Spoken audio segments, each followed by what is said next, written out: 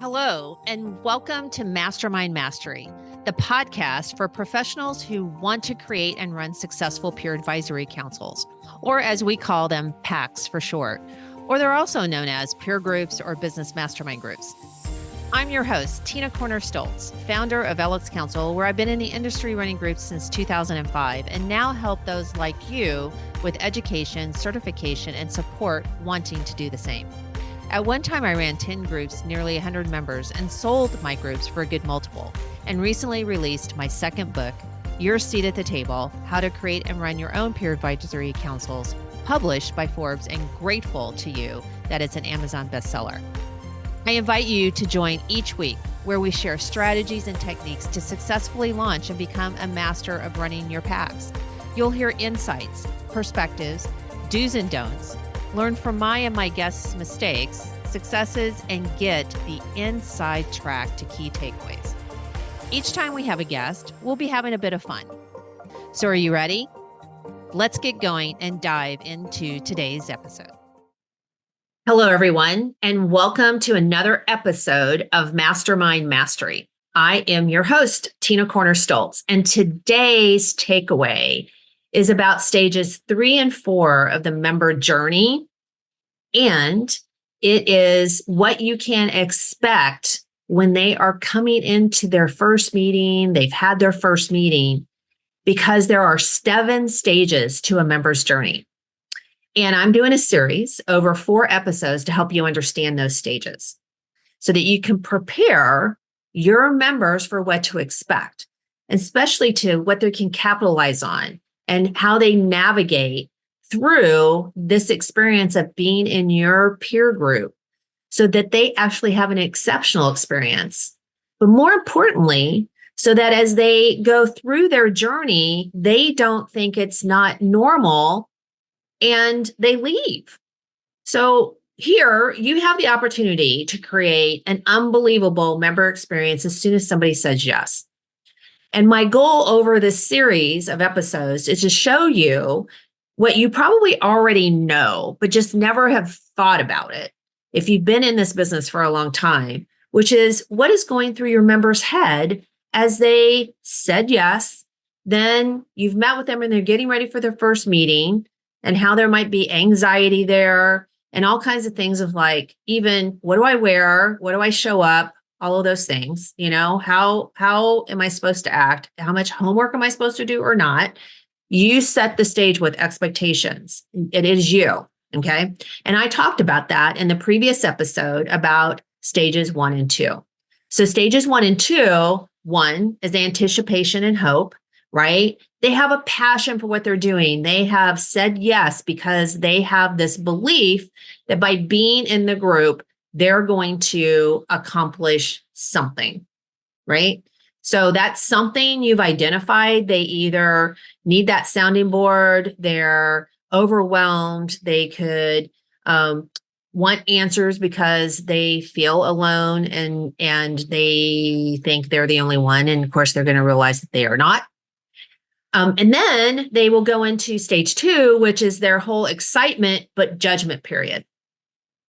And I know every one of you out there has had a situation where you're going into a meeting for the first time with a bunch of people. It could be back when you got a new position and you're in the judging mode. Did I choose the right company? Did I choose, maybe make a good decision right on this? Are these going to be my people, right? Are they going to be able to help me? Are they going to be as smart or smarter than me? So all of this is going through your new member's head as they're going through their first few interactions with you. So today's episode, I'm tacking on the next 2 stages, those stages 3 and 4. And we're going to dive a little bit deep into each one and give you, if you have a member that's currently kind of in these stages, some ideas on what to do to help them navigate them well. So stage 3. Let's dive in, is awareness and confirmation. So what is that? They're now becoming aware of what it is they joined, okay? They have a better understanding of what you have meant by being in the group and the meeting structure what the other members are like, right? So they are now becoming aware and getting confirmation that they hopefully, right, made a good choice. You want that confirmation to be that they absolutely made a good choice. Because in stage 2, they're typically now, they've gone to their meeting, or they are now in their meeting, their very first meeting. And what's happening is they're walking into the room, right? Is they're not just questioning if they made a good decision, but they need confirmation that everybody around the table is going to be able to help them. Your number one objective is to minimize false judging and keep the excitement growing. Okay. So what's false judging, etc. So I always say that false judging is going to be when somebody has made an assumption, right, about someone that is most likely not accurate or not fully informed. And in some cases, they hit the bullseye and it is accurate. But what you want to do is be sure now, okay, that and they're in their meeting, they still have favorable opinions about everybody else in the group. And as a moderator, you have the ability to tee that up by bringing out in your moderating, right, that so-and-so has this experience. So Bob, would you share that? Or, that's a very good point, Sally, on this, who might be a new member, and say, Sally, I'm going to ask Billy over here to expand a little bit more because Billy, you've had that experience, right?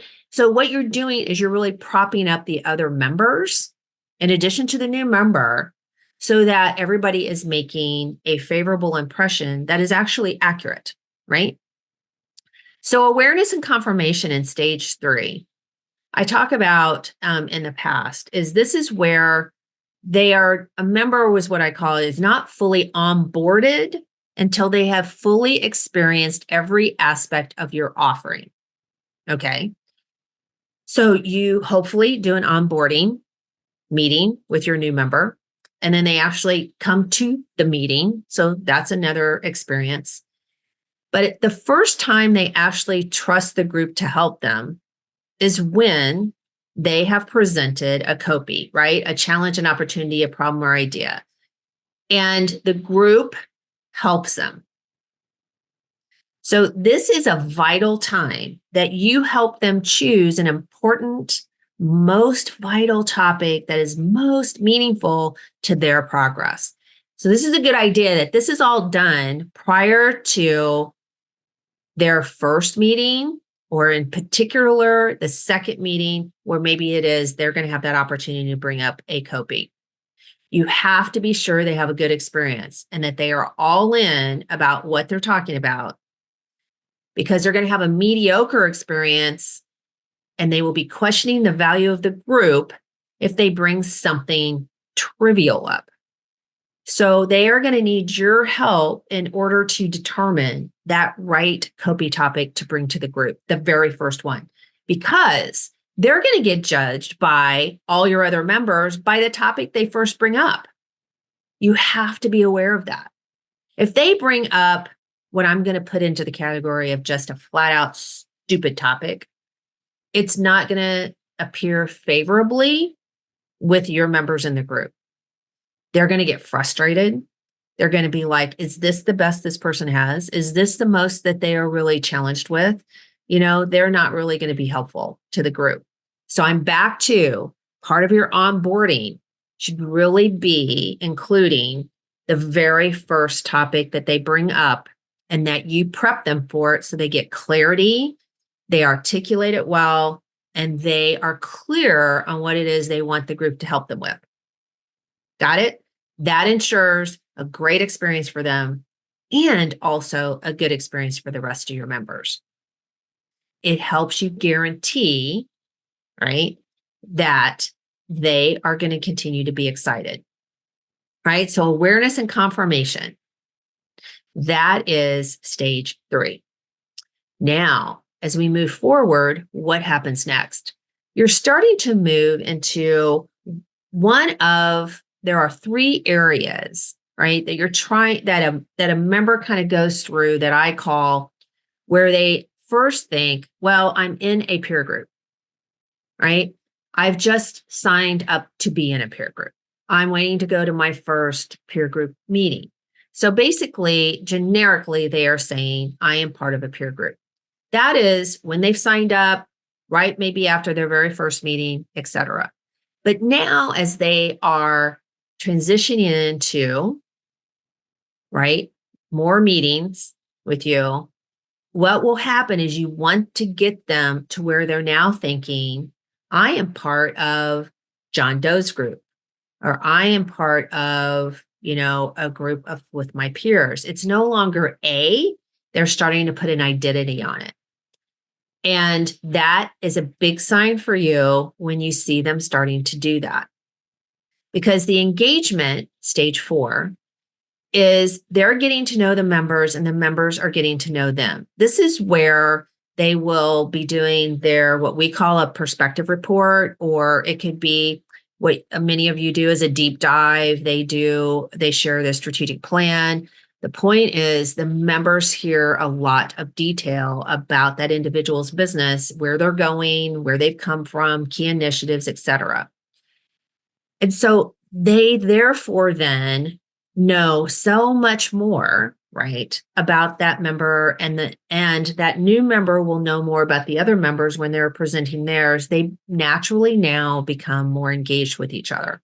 It could be that you've had a social, right? And that will be helpful. Maybe you've happened to have a retreat already scheduled and you've had it, and that will get them to be engaged, right? So they've attended meetings. They ideally have done their deep dive on their business. They've processed a copy.